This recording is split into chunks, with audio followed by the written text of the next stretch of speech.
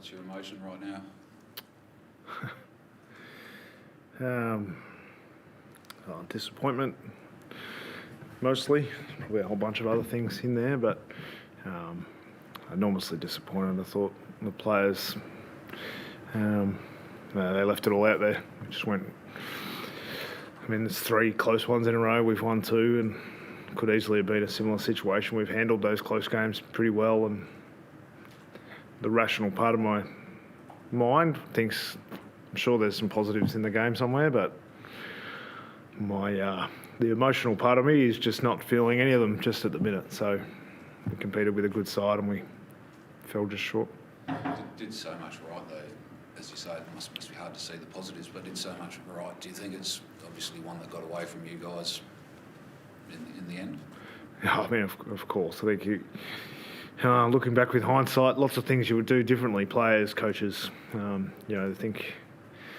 They just ran us down at the end, and so I think there'll be a lot made of the last minute or 2 minutes or 3 minutes, but probably the last even 45 minutes of the game. How we could have just found a way to score again and kick a couple more, and so I was enormously proud of the efforts of the players. Our pressure was enormous. I thought for the day we really caused them trouble. I thought they weren't able to play the game they would like. I haven't obviously heard Kenny speak, but I imagine that they didn't want to play the game in the manner that it was played, so we caused them some trouble. We thought the pressure and the work rate of our players was what we would need coming to a hostile environment. We knew we wanted to try and take the crowd out of the game, and we were able to do that for large parts of it. And so to fall short when you do so much right, it's pretty disappointing for us. What's it like in the box in those final couple of minutes? I mean, for you as a coach, do you feel a bit helpless, or did you see stuff that you'd like to have seen differently, if that makes sense, from your players? Or yeah, I mean, we've done a fair bit of work on close game scenarios, and putting ourselves in winnable positions was something that I've spoken about regularly, and we're able to put ourselves in a winnable position but not win it. So we've still got some work to do on how to handle those situations. I think in the box, okay, if we kick the next goal, this is the plan. If they kick the next goal, this is the plan. And we actually executed that stuff not too, like the last minute was not too bad. We had players where they needed to be and playing in the way that we gave ourselves a chance, and 5 seconds wasn't long enough to get a score back.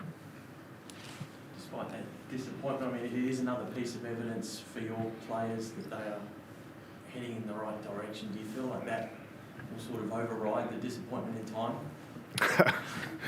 I actually have no answer for that. It doesn't feel like it right now. I think when you look back in a month's time, perhaps we'll say, oh well, that was a game where we learned some things. I mean, I think we've been talking a lot about the standards and that we hold each other to, and I think as a Hawthorn fan, you want to know what you're going to get when you turn on the TV and you watch a Hawthorn game. And for the most part, you give it a lot of ticks. I thought I think the Hawks fans who weren't able to make their way over here watched that game and said, I'm proud to support that team. They're young, they have a go, they're always trying all right to the end. Body language is good. Looks like they're having fun out there, the environment. But the standards that we hold ourselves to need to be at a level that wins more of those games, and so some of the mistakes that we make are the same ones we've been making, and so those ones we need to learn. If they're new, there's lots of new things, especially a guy like Ethan Phillips, he plays his first game, he's learnt an enormous amount today, and he's going to be much better for that game. Whereas some of the players who are more established, it's how consistent can they be in their actions, how predictable can they be to their teammates, and the more predictable you are to your teammates, the more likely you are to get good results. And we just weren't able to get often enough the plan executed, and we just couldn't take the key moment. That was a couple at the end that we could have taken. So it was enormously disappointing.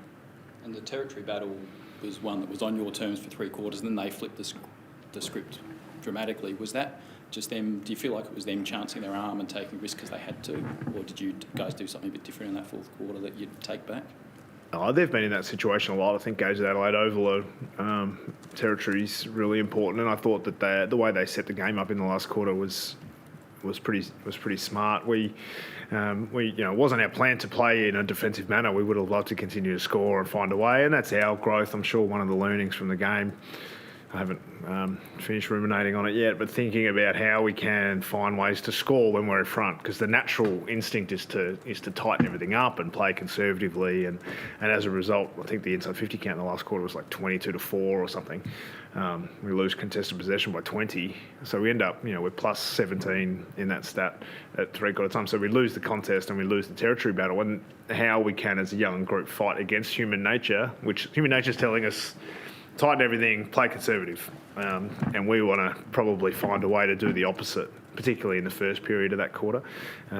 So once they got the heat up, and we just couldn't control the narrative of the game in the last 10 minutes.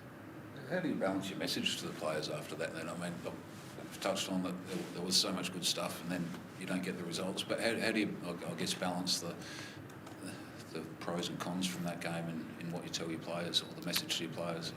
Oh, it's too early now to know what the key message out of it is. I think we've already had a brief chat around the standards that we hold ourselves to, and it's the details in your preparation and in your game, because it's if you've got a few extra steps of high speed running, if you've got a slightly better acceleration off the line. So all the little details of the game, like the absolute basics that no one see, all the work that's done behind closed doors. You can't.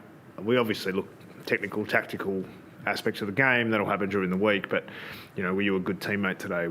How can you improve as an individual? How can we improve as coaches? How can we make sure we're set up as best we can? I'm sure there'll be some positives. I'm sure we'll look back at that and show some good bits of play. But at the moment, it's just such a missed opportunity. Coming to playing against one of the best sides of the competition on their home deck. With the young side, it was an exciting challenge for us that we knew we would have to be at our absolute best, and we were just off that. Too cliche to say it's part of the growing pains of a young group and all that sort of stuff. Yeah, I don't really feel like I need to say that. I think the growth in the group in the last... we got a genuine touch-up by the Swans a couple of weeks ago, and I look at that team and I thought, and I said after that we actually tried pretty hard in that game, and I look at where the effort, I don't think anyone watches that game with Hawthorn aren't, it's not a lack of effort. I don't think anyone says that. Maybe the system wasn't perfect. Maybe the, key moments weren't taken. But I think you look at our growth over the, even 12 months ago, we got beaten. I think they were 95 points up here at halfway through the third quarter. So we're making steps, we're making progress. But, you can keep taking steps forward, but you need to take gains and you need to take scalps when you get the chance to take them. And we had a chance today and we let it slip. Let's take one more if we've got one. Do you like hard work in defence or forward? He likes this ground. You don't have another one, do you? I wouldn't mind another Blake Hardwick, but I mean, CJ's numbers, his running numbers were ginormous, and we sort of didn't really want that. So the chance of him, the chance of re-injury once you get significant fatigue increases. So we thought we needed to probably make the call with him. And so that meant we had to make a move, and I kind of wanted him at both ends. But he's been a fantastic player for us for a long time, and I'm glad he's getting some reward. It always felt to me like he was capable of kicking a few goals in the forward line. It hadn't quite clicked for him yet. Even today, he kicks it. I think he kicked 4 in the first quarter and finishes with 5. So there'll be. But I think he's going to be, a continued work in progress in his role and where he can play. But he's obviously a fantastic asset for us. Thanks, guys. Thanks. Thank you.